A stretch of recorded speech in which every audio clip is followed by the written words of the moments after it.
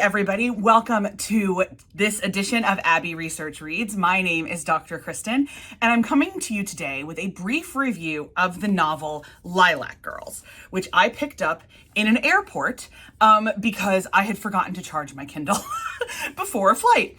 And I had a book bingo, and it was like, you need a woman in politics. And I was like, oh, I've already read a lot of the bios. I don't know what to do. So then I found this one, which is about a fictionalization of a real-life woman named Caroline Faraday, who was involved essentially in a really creative form of resistance against the Nazis. And another real-life character named Herta Oberhauser, who was the only female doctor convicted of perpetrating crimes against Jews in the concentration camp. And then a fictional woman from Poland named Kasia. So while the front of this thing, you might think that those three characters, like the Nazi woman, like repents and they all become friends. That is not the case. This represents Caroline, Kasia, and her sister. And so a little bit of the like front and back is misleading because I kept reading thinking like, is this Nazi woman gonna like apologize and repent and like live a different life? She is not. As far as we know, Herta Oberhauser to her grave went believing that she was doing the right thing because she had to. So really briefly, it's a great book. It's a great book. And it is, I mean, like, I don't know about you, but I get really tired of World War II stuff.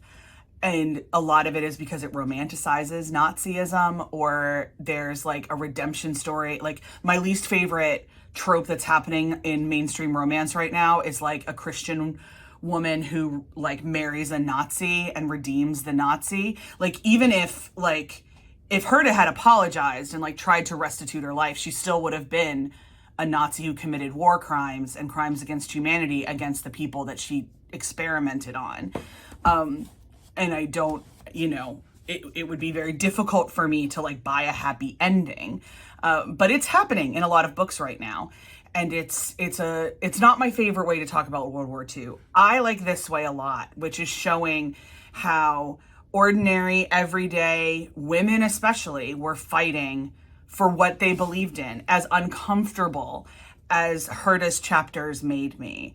I was grateful that the author, Martha Hall Kelly, I was grateful she went there because I could take a moment and be like, this is why. Like, we always ask, as students of history or people alive now looking back, like, how could they do these things? Well, Herta did it because she deeply believed in the Reich. And she believed in pure bloodlines. And she believed that when she was literally doing experimental surgery on members of the concentration camp, the only women's camp that she was at, Ravensbrück, that she was like doing it for the good of Germany. And she said that in the Nuremberg trials.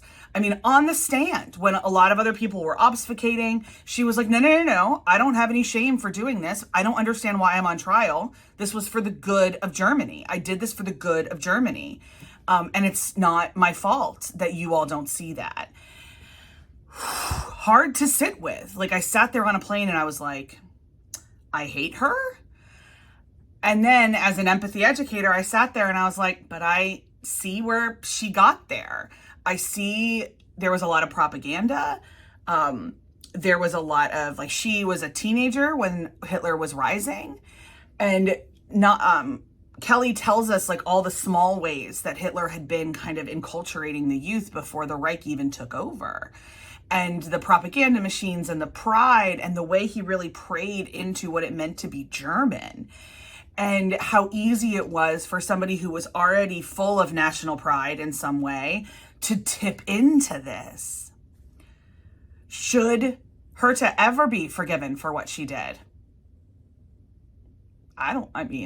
Forgiveness is a whole lot more about you than it is about the other person. So I can't tell people to forgive the other person. My forgiveness of Herta does nothing to Herta.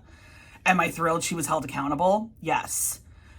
And this book goes into a lot of details as to how she was held accountable and Caroline's particular role in holding her accountable, which was really great. But oof magoof, It's one of the best empathy reads I've had in a little while because it forces you to see a whole lot of people's perspectives. Caroline, for instance, is a wealthy socialite. And so it talks about the ways that her friends were, and she worked for the French embassy, she volunteered for the French embassy. Like the ways that, you know, people thought they were helping, or it would, because it didn't impact their lives, they didn't start helping until Liberty Gardens. And it's a lot of very, you know, Cassia, when she comes out of the concentration camp, is incredibly bitter, and it almost ruins her marriage because of her bitterness, and what this all looks like and how she handles this. There are no punches pulled for these three characters.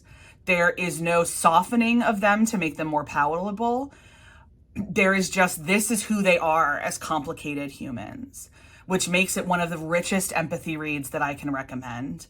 If you like historical fiction at all, or if you're like me and you're kind of like, on it, but you'll give it a go, this one is an exemplary historical fiction product, and an absolutely bangerang empathy read. So once again, Lilac Girls by Martha Hall Kelly. I'll be donating this to my local library now that I'm finished with it. And it tells me that it was the 1 million copy best-selling phenomenon. Somehow I missed this. So I'm sure you can find it at your local library or from your favorite independent bookseller. Links below if you want to purchase it from one of our favorite independent booksellers. There's also links below. If you're interested in more empathy education, you can sign up for our newsletter, which comes out every week with empathy exercises. Things like this book review that says, hey, by the way, if you want to practice empathy, this is a great way to think about doing it this week. And the link to signing up for that newsletter is also below. You can also, if you want to, grab our free resource on 5 steps to building empathy. If you're not quite sure where to get started, we've got some really quick ways, 5 things you could do today to start building your empathy. In the meantime, we'll definitely see you next time on this channel. Please like, review, and subscribe. Our sister channel, Abbey Research, has a whole lot more resources on empathy and understanding people and interacting with pop culture, and we'd love to have you join us over there as well. I'm Dr. Kristen. This has been Abbey Research Reads, and I'll see you next time.